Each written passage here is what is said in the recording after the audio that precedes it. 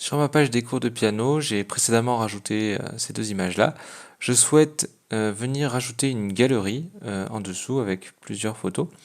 Donc pour ça, je vais venir modifier ma page. Hop. Je vais venir ici au-dessus, entre les deux, rajouter un bloc qui sera le bloc galerie. Voilà.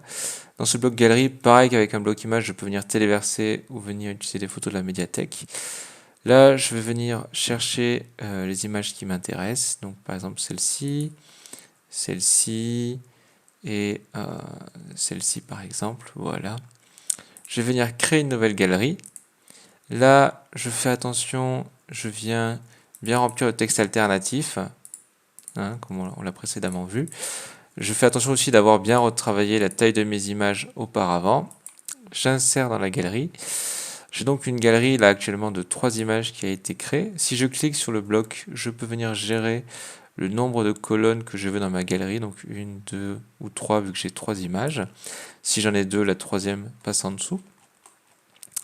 On voit que je peux faire comme avec les images, venir lier au fichier média pour pouvoir cliquer et ouvrir la galerie dans une lightbox en plus grand. Je fais attention à pas mettre plus grand que grande, sinon l'image ne sera pas optimisée. Donc là, si je passe à 3 colonnes, on voit que mes images ne sont, enfin voilà, elles sont un petit peu cachées, etc.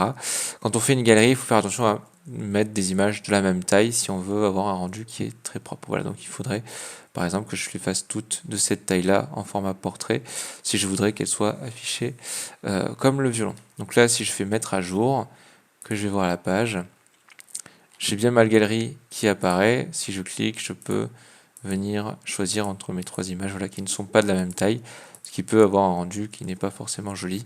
À vous de retravailler vos images en amont.